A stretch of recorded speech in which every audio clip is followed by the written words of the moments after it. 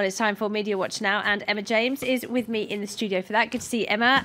We're starting with an important story here in France following the arrest of 3 would-be female jihadists, it would appear.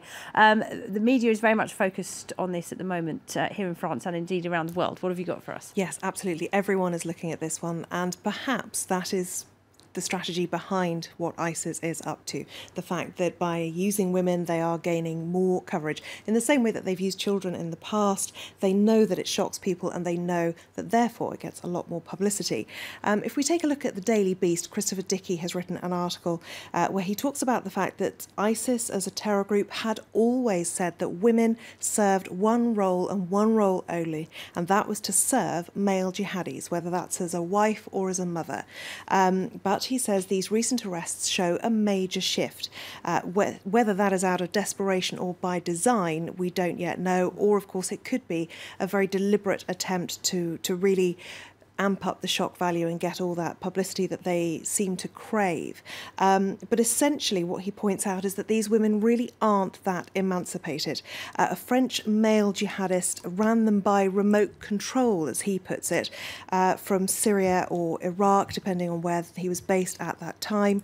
And one of the women had been engaged to 2 murderers who carried out different terror attacks in France who are now dead. She's currently engaged to another man who's now been arrested on suspicion of involvement with the terror group. Now, again, that doesn't really smack of a woman who is acting of her own free will. It's like she's being passed around within the group. Really quite unpleasant ideas really behind all that.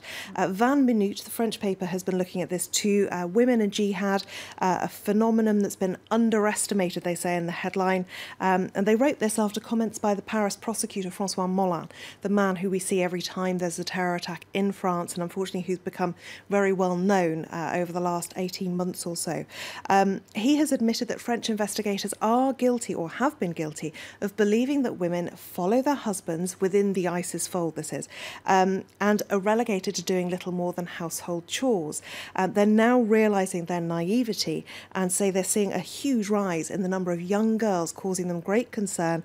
They talk about troubling profiles, tough personalities, and say that they are very much central to the planning of attacks. Now, perhaps we shouldn't be too surprised by all this. There have been female jihadis in the past, and one of them, a British woman, Sally Jones, there's a report out today in the Sun newspaper that says she is now training a cell of female jihadists. They are fellow widows like herself. She went to Syria. She took her children. Back in 2014, yes, she married a man who was then killed in a US air raid. And she also became very well known because her 11-year-old son is believed to have featured in the shooting of a hostage. He was doing the shooting, the 11-year-old boy. And it's believed that these women are looking to exploit that naivety about the role of women within ISIS to slip under the radar back into Europe to carry out atrocities. Pretty sickening stuff. All right, so female jihadis getting a lot of media attention here in France. Somebody that is not getting a great deal of attention is the Dalai Lama, the spiritual leader of Tibet. You may not know it, but he is in Paris at the moment. He is indeed. And he's had a lot to say, but it's not the words that are really attracting any interest. It is the fact that he has been snubbed by the Élysée Palace. He hasn't been invited by François Hollande, and he won't be meeting any leading politicians here in France. And it's all about keeping China happy. They don't want to rock the boat here in France. So what that has done is it's opened the door for Emmanuel Macron. You may remember he resigned as economy minister just recently, planning to lodge his attempt to gain the presidency in 2017, and he's made the most of the fact that he isn't now a leading politician, and he's met for a private gathering with him in a Parisian hotel. The photo that he tweeted out there is him receiving a welcome scarf from the Dalai Lama. He said they spoke about religious matters, the role of religion in society, the dilemma du jour here in France really right now. And this is a great bit of publicity for a man who is seeking really to take the helm in politics here in France.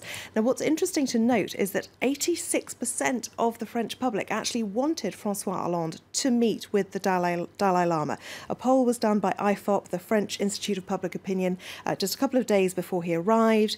And it's rare you see such poll numbers associated with François Hollande. So you might very rare indeed.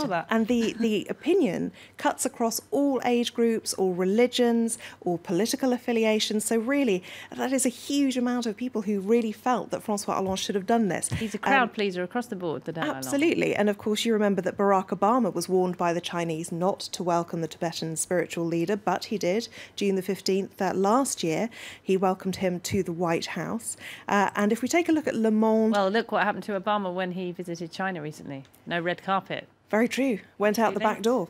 But the Dalai Lama himself has told Le Monde that he has nothing to say to politicians. He prefers to talk about happiness. So he's not that bothered. A good topic. Something we don't talk about enough here on France 24. Emma, thank you very much indeed. Emma James with MediaWatch.